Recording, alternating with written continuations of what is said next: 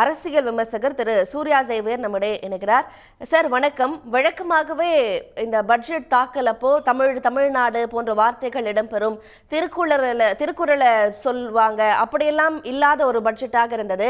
அப்படியெல்லாம் அவங்க சொல்றப்ப வெறுமனே தமிழும் திருக்குறளும் இடம்பெற்றால் போதுமா, தமிழுக்கான நிதி ஒதுக்கீடு செய்ய வேண்டாமா அப்படிங்கிற ஒரு கேள்வி வழக்கமாகவே தமிழ்நாட்டிலிருந்து எழும்பும். இப்போ தாக்கல் செய்யப்பட்டிருக்கிற பட்ஜெட் பற்றின உங்களுடைய கருத்து என்ன எதிர்பார்த்தீங்க? அது கிடைச்சிருக்கா?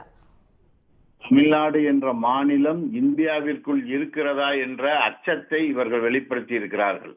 தமிழ்நாடு என்ற ஒரு சொல்லை கூட ஒரு ஒன்றிய பட்ஜெட்டில் எழுதவில்லை. ஔவையாரையும் திருக்குறளையும் திருவள்ளுவரையும் இவர்கள் சொல்லாமல் இருந்தது ஒரு வகையில் நல்லது. ஆனால் தமிழ்நாடு என்ற ஒரு மாநிலம் இந்தியாவில் என்ற நாட்டிற்குள் இருக்கிறதா இல்லையா என்பதற்கு ஒன்றிய நிதி அமைச்சர் பதிலளிக்க வேண்டும். மாறாக இப்ப நீங்க பாலங்கள் கட்டுவதற்கு பீகாருக்கு நிதி ஒதுக்கீடுங்கிறாங்க. இப்பதான் 16 பாலங்கள் இடிந்து விழுந்தது.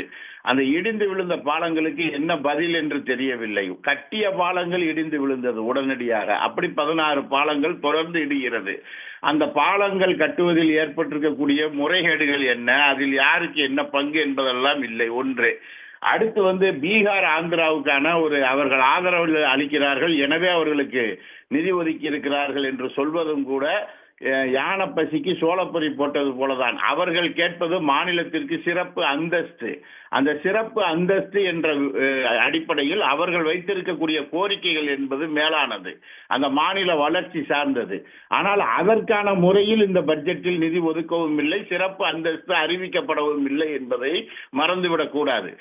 இணைப்பில் கருத்துக்களை பகிர்ந்து கொண்டமைக்கு மிக்க நன்றி திரு சூர்யா சேவியர். உடனுக்குடன் செய்திகளை தெரிந்து கொள்ள சன் நியூஸ் பெல் ஐகானை கிளிக் பண்ணுங்க.